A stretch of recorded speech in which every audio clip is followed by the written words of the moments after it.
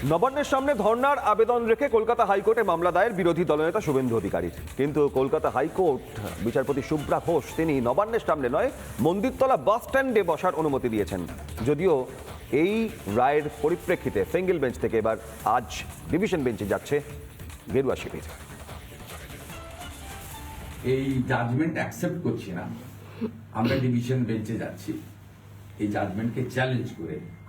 Division bench বিচার করলে ভালো, না করলে আরো অনেক দূর যাওয়ার জায়গা আছে।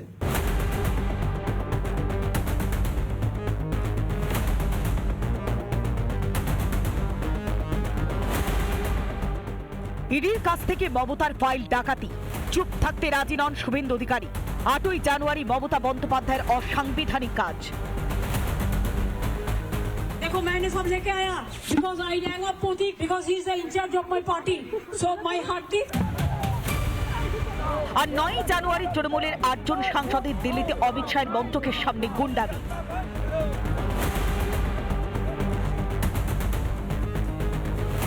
তৃণমূলের গুন্ডামির প্রতিবাদে লড়াই ঝাঁঝ বাড়াচ্ছেন বিরোধী দলনেতা।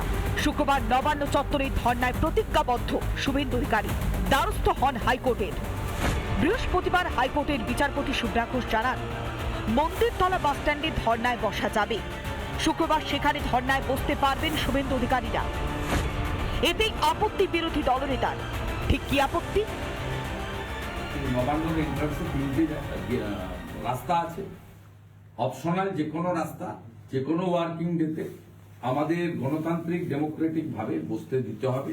এবং ওরা চোরের মতো গেছিল কর্তব্য ভবনে, আমরা বুক ফুলিয়ে যেতে চাই, দিনের আলোয় যেতে চাই, জানিয়ে যেতে চাই। গণতান্ত্রিক অধিকার আদায় করতেই ডিভিশন বেঞ্চে যাওয়ার সিদ্ধান্ত বিজেপির। সুবিধা দিলে বললেও আমাদের আপত্তি নেই, it's hour right, Democratic right. আমরা এমএলএ চোর ডাকাত নই, আমরা লাউড স্পিকার ইউজ করব না, হ্যান্ড মাইক ইউজ করব, পিসফুল্লি বসবো।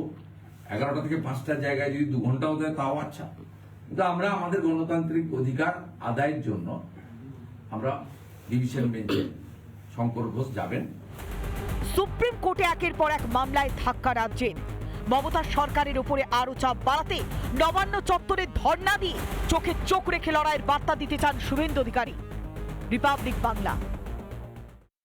নানা ধরনের কন্টেন্ট দেখার জন্য লাইক করুন, শেয়ার করুন আমাদের ফেসবুক পেজ, সাবস্ক্রাইব করুন আমাদের ইউটিউব চ্যানেল।